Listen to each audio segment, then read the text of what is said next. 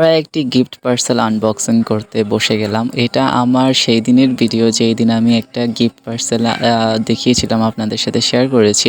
তো সেটার এটা কিন্তু দোনোটা একসাথে আসছে, শুধু সময়ের অভাবে আমি দুইটা একসাথে ভিডিও করা হয়নি এবং কি এটা শেয়ারও করা হয়নি। অনেকে আমাকে জিজ্ঞেস করে যে আসলে ভাইয়া তুমি কি এগুলো পার্সেল গিফট পাও নাকি হুদাই নাটক করো এগুলা? ভাই, কেউ কি কখনো শুনেছে নিজের টাকায় কোনো কিছু পারচেস করার পরে সেটাকে গিফট হিসেবে গণ্য করে? শুধু প্যারপ্যারি করে যাচ্ছে, আমি আসল কথা তো বললামই না। এই পার্সেলটা পাঠিয়েছে আমাকে দীপন দাদা, তো তাকে জানাই আমি অসংখ্য ধন্যবাদ। আসলে ধন্যবাদ নয়, ওনার জন্য আমার মন থেকে দোয়া রইল। এত সুন্দর সুন্দর আমার জন্য অনেকগুলা গাছ পাঠিয়েছে, যা বলার বাইরে। আমার অনেক পছন্দ হয়েছে, আর শুধু আমারই একটা ভুলের কারণে শুধু গাছের পাতাগুলো অনেকটা পচে গিয়েছে। পার্সেলটা এসেছিল কুরিয়ারে, কিন্তু সেই দিনে 2 দিনও আগে, কিন্তু আমার একটা ভুলের কারণে আমি নিতে পারিনি। তারপর ওনার সাথে যোগাযোগ করার পর উনি বললো যে আপনার পার্সেলটা চলে গিয়েছে, আপনি যোগাযোগ করেননি। তো দেন যোগাযোগ করার পরে দেখলাম যে হ্যাঁ, আমার পার্সেলটা তো চলে আসছে।